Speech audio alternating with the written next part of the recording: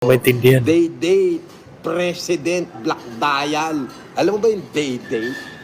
Hindi ka yata marunong ng day-date eh. Oh, day-date. Ayan oh, day-date. Ayan.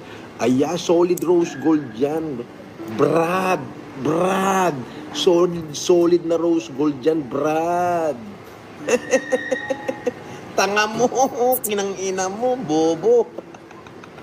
Oh, tayo na marunong ka ba tumingin ng day-date?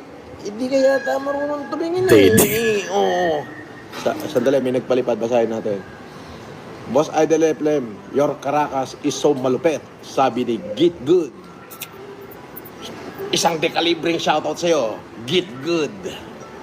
Mabuhay ka, Git Good. Alam mo ibig sabihin ng day-date? Ayan no.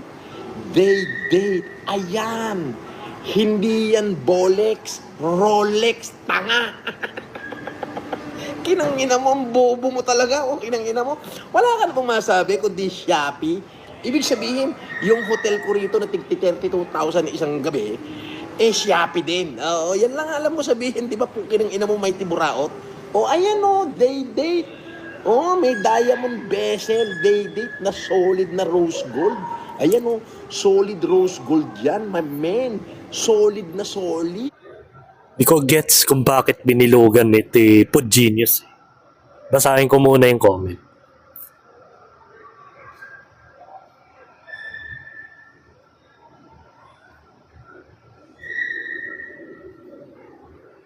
Oo nga no.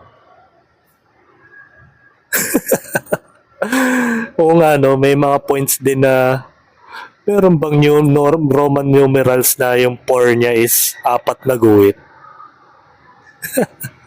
Tapos yung 9 niya, tingnan mo. Wala na yung 9.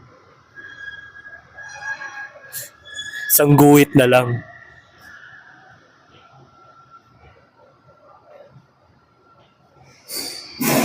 Sabi niya late date. Ayan, ang halaga ng Rolex na sinasabi niya, 1,230. Plastic yan, oh. Ayan. Galing Shopee. Rose gold daw na sinasabi niya. Oo, literally rose gold naman yung kulay. Pero hindi siya purong ginto na may grado, mga ka-plastic. May mga may mga variants of colors po siyang no, tingnan nyo. Marami. Di lang iisa. 1,230. Sabi nga sa replied comment,